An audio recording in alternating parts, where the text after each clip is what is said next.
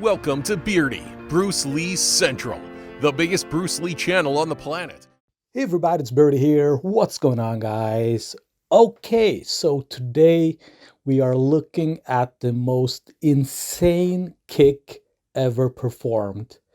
This is Bruce Lee at the peak of his powers.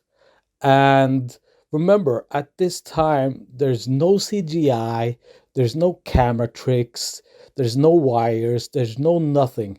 Just 100% natural power from Bruce Lee. So, okay, let's take a look here.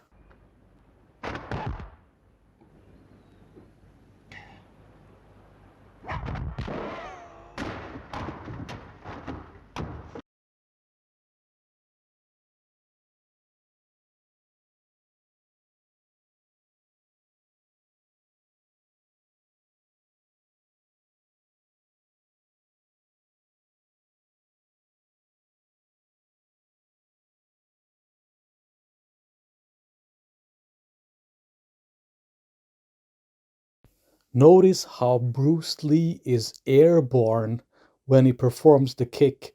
And notice that the actor is kicking is just standing absolutely 100% still when he is kicked. He's not jumping, he's not falling backwards, he's simply being launched by the kick.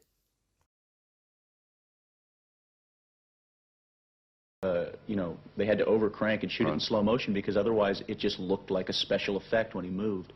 I mean, the man was fast. He was deadly fast. I mean, the man was fast. He was deadly fast. The perfection that he achieved was awe-inspiring. I mean, he was the fastest moving person you've ever seen. I mean, you'd reach out and pew, he was like a poo all over the place.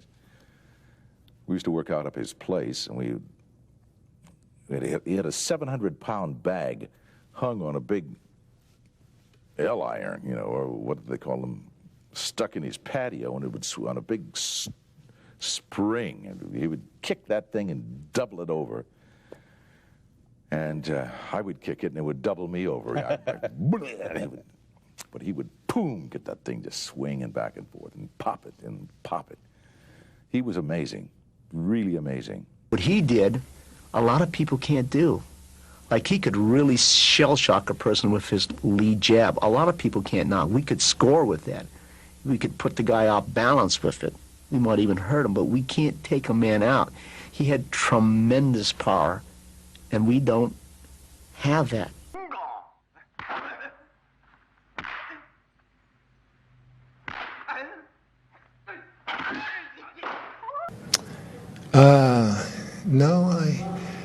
No, I enjoyed working with John Saxon. Yeah. John Saxon's a great actor. I was very fortunate to have, in my opinion, the greatest martial artist ever lived. Yeah. Bruce Lee. I'll talk to you about that later. Probably have questions for me on that.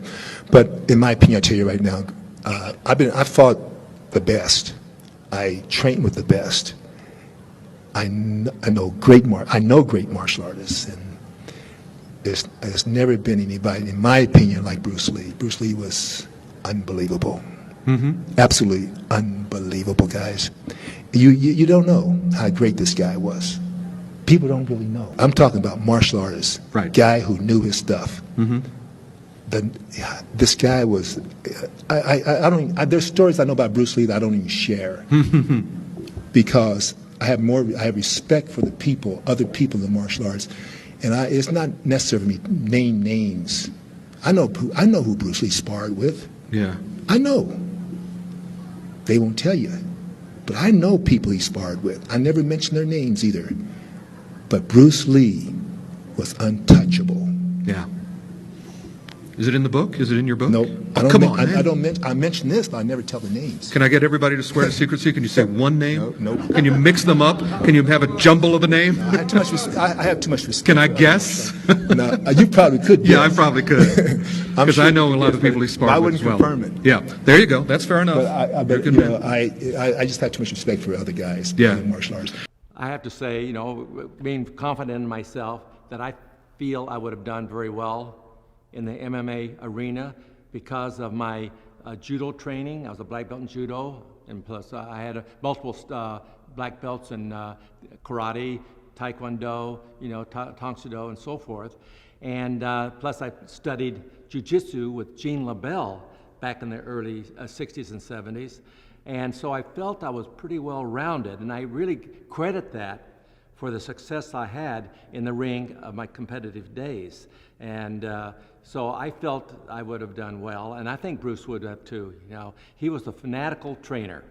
When he and I'd work out, we'd work out for 3 or 4 hours in his backyard in Culver City, California. And after we finished working out, we'd go into the living room, and I'd sit down on the couch, and Linda, his wife, would bring me a glass of iced tea. Well, Bruce would drop down on the floor and start doing crunches. I said, Bruce, you know, there's times to relax too. You know, you need to relax as well, because you'll burn that engine out if you keep right on training all the time. You've got to recharge your battery. And but Bruce had a hard time doing that. He had a hard time recharging his battery.